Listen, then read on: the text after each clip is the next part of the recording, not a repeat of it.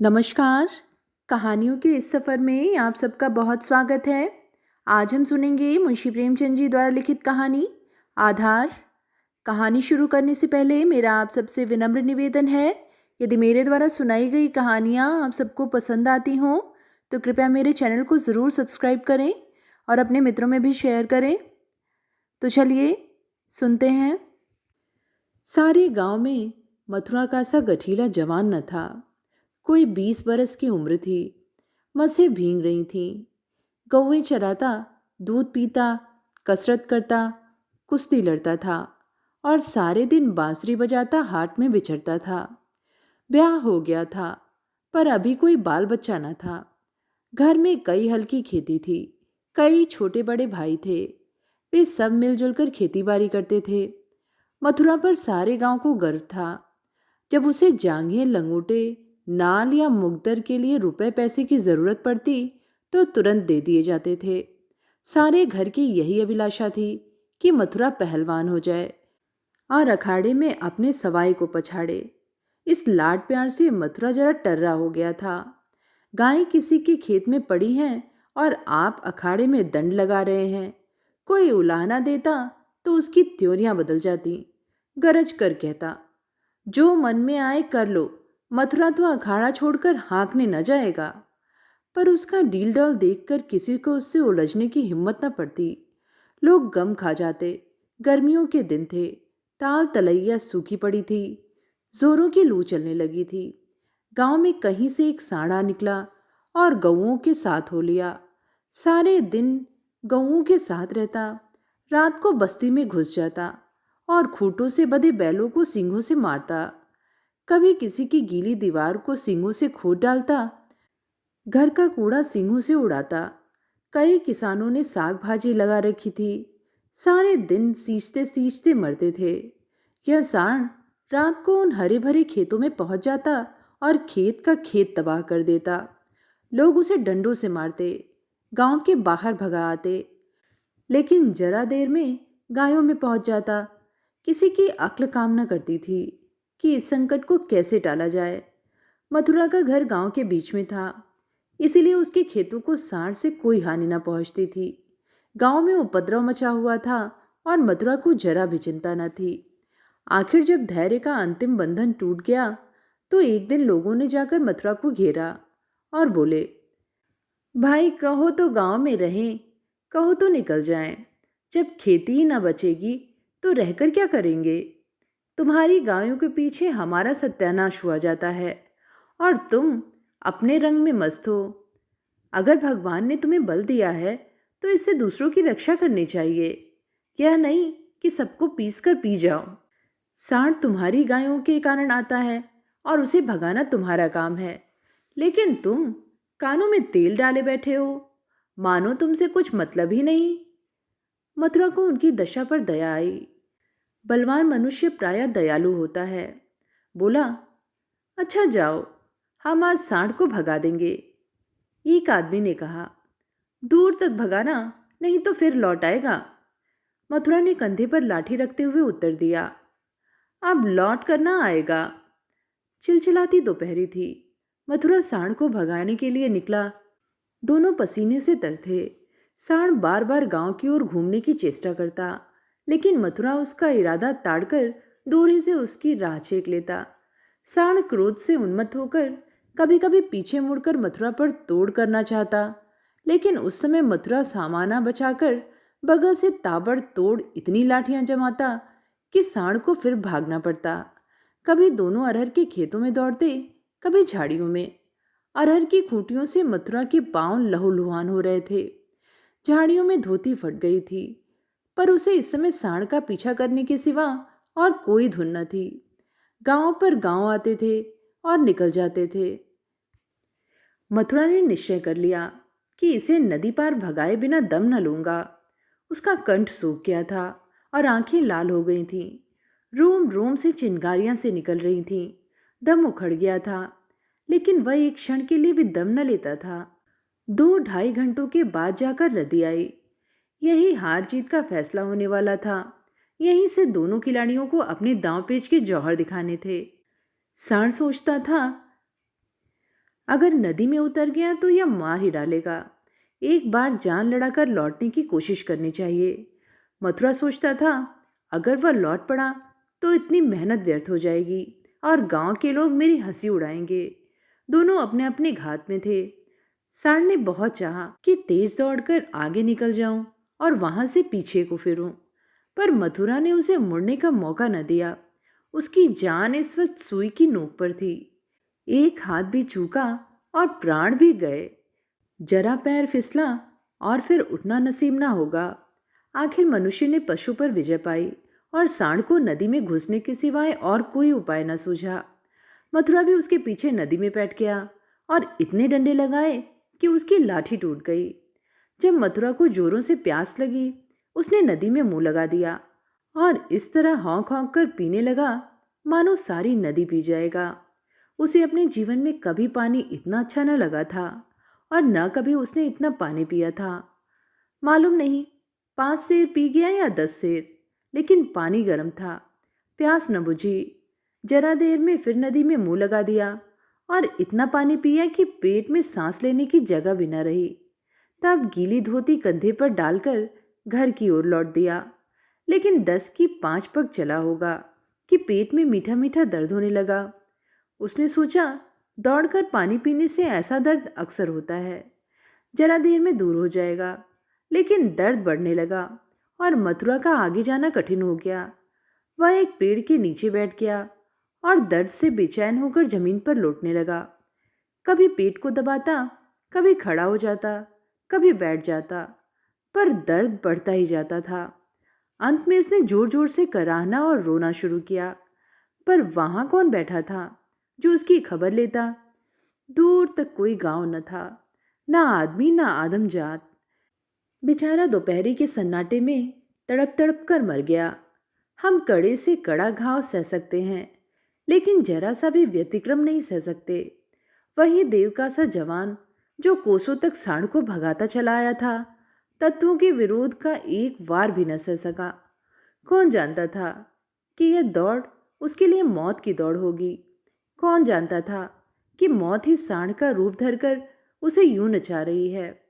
कौन जानता था कि जल जिसके बिना उसके प्राण ओठों पर आ रहे थे, उसके लिए विष का काम करेंगे।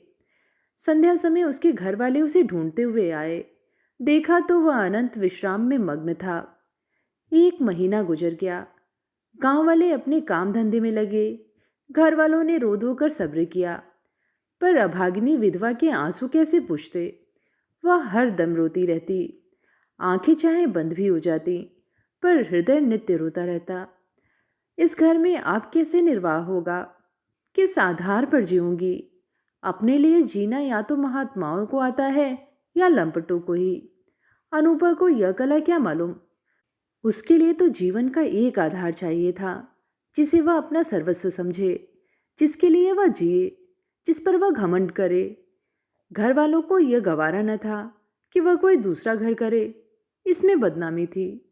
इसके सिवाय ऐसा सुशील, घर के कामों में कुशल, लेन देन के मामलों में इतनी चतुर और रंग रूप की ऐसी सराहनीय स्त्री का किसी दूसरे के घर पर जाना ही उन्हें असह्य था। उधर अनुपा के मैके वाले एक जगह बातचीत पक्की कर रहे थे। जब सब बातें तय हो गईं, तो एक दिन अनुपा का भाई उसे विदा कराने आ पहुंचा। अब तो घर में खलबली मच गई। इधर कहा गया, हम विदा न करेंगे। भाई ने कहा, हम बिना विदा कराए जाएंगे नहीं। गांव के आदमी जमा हो गए। पंचायत होने लगी। यह निश्चय हुआ कि अनुपा पर छोड़ दिया जाए, जी चाहे रहे। यहाँ वालों को विश्वास था कि अनुपा इतनी जल्दी दूसरा घर करने को राजी ना होगी। 2-4 बार ऐसा कह भी चुकी थी, लेकिन उस वक्त जो पूछा गया तो वह जाने को तैयार हो गई थी। आखिर उसकी विदाई का सामान होने लगा। डोली आ गई। गांव भर की स्त्रियां उसे देखने आईं। अनुपा उठकर अपनी सास के पैरों में गिर पड़ी और हाथ जोड़कर बोली, अम्मा, कहा सुना माफ करना। जी में तो था कि इसी घर में पड़ी रहूं, पर भगवान को मंजूर नहीं। क्या कहते कहते उसकी जबान बंद हो गई। सास करुणा से विवल हो उठी। बोली, बेटी, जहां जाओ वहां सुखी रहो। हमारे भाग्य ही फूट गए। नहीं तो क्यों तुम्हें इस घर से जाना पड़ता? भगवान का दिया और सब कुछ है, पर उन्होंने जो नहीं दिया उसमें अपना क्या बस? बस आज तुम्हारा देवर सयाना होता तो बिगड़ी बात बन जाती। तुम्हारे मन में बैठे तो इसी को अपना समझो, पालो, पोसो, बड़ा हो जाएगा तो सगाई कर दूंगी। यह कहकर उसने अपने सबसे छोटे लड़के वासुदेव से पूछा, क्यों रे, भौजाई से शादी करेगा? वासुदेव की उम्र 5 साल से अधिक न थी। अब कि उसका ब्याह होने वाला था, बातचीत हो चुकी थी। बोला, तब तो दूसरे के घर न जाएगी ना? माँ, नहीं, जब तेरे साथ ब्याह हो जाएगा तो क्यों जाएगी? वासुदेव, तब मैं करूँगा। माँ, अच्छा, उससे पूछ, तुझसे ब्याह करेगी? वासुदेव अनूप की गोद में जा बैठा और शर्माता हुआ बोला, हमसे ब्याह करोगी? क्या कहकर वह हंसने लगा, लेकिन अनूप की आंखें डबडबा गईं। वासुदेव को छाती से लगाते हुए बोली, अम्मा, दिल से कहती हो? सास, भगवान जानते हैं। अनुपा, आज यह मेरे हो गए। सास, हाँ, सारा गांव देख रहा है। अनुपा, तो भैया से कहला भेजो, घर जाए, मैं उनके साथ न जाऊंगी। अनुपा को जीवन के लिए आधार की जरूरत थी, वह आधार मिल गया। सेवा मनुष्य की स्वाभाविक वृत्ति है, सेवा ही उसके जीवन का आधार है। अनुपा ने वासुदेव का लालन पालन शुरू किया, उपटन और तेल लगाती, दूध रोटी मलमल की खिलाती। आप तालाब नहाने जाती तो उसे भी नहलाती, खेत में जाती तो उसे भी साथ ले जाती। थोड़े ही दिनों में उससे हिल मिल गया कि एक क्षण भी उसे छोड़ना न चाहता था। माँ को भूल गया, कुछ खाने को जी चाहता तो अनुपा से मांगता, खेल में मार खाता तो रोता हुआ अनुपा के पास आता। अनुपा ही उसे सुलाती, अनुपा ही उसे जगाती। बीमार हो तो अनुपा ही गोद में लेकर बदलू वैद्य के घर जाती और दवाएं पिलाती। गांव के स्त्री पुरुष उसकी यह प्रेम तपस्या देखते और दांतों उंगली दबाते। पहले बिरले ही किसी को उस पर विश्वास था। लोग समझते थे 1-2 साल में इसका जी उब जाएगा और किसी तरफ का रास्ता लेगी, इस दूधमुहे बालक के नाम कब तक बैठी रहेगी। लेकिन यह सारी आशंकाएं निर्मूल निकली। अनुपा को किसी ने अपने व्रत से विचलित होते न देखा। जिस हृदय में सेवा का शोध बह रहा हो, स्वाधीन सेवा का, उसमें वासनाओं के लिए कहाँ स्थान? वासना का वार निर्मम, आशाहीन, आधारहीन प्राणियों पर ही होता है। चोर के अंधेरे में ही चलती है, उजाले में नहीं। वासुदेव को तो कसरत का शौक था। उसकी शक्ल सूरत मथुरा से मिलती जुलती थी, डील डॉल भी वैसा ही था। उसने फिर अखाड़ा जगाया और उसकी बांसुरी की ताने फिर खेतों में गूंजने लगी। इस भांति 13 बरस गुजर गए। वासुदेव और अनुपा में सगाई की तैयारी होने लगी। लेकिन अब अनुपा वह अनुपा न थी जिसने 14 वर्ष पहले वासुदेव को पति भाव से देखा था। अब उस भाव का स्थान मातृभाव ने ले लिया था। इधर कुछ दिनों से वह गहरी सोच में डूबी रहती थी। सगाई के दिन ज्यों ज्यों निकट आते थे, उसका दिल बैठ जाता था। अपने जीवन में इतने बड़े परिवर्तन की कल्पना से उसका कलेजा दहक उठता था। जिसे बालक की भांति पाला पोसा, उसे पति बनाते हुए लज्जा से उसका मुंह लाल हो गया। द्वार पर नगाड़ा बज रहा था, बिरादरी के लोग जमा थे, घर में गाना हो रहा था। आज सगाई की तिथि थी।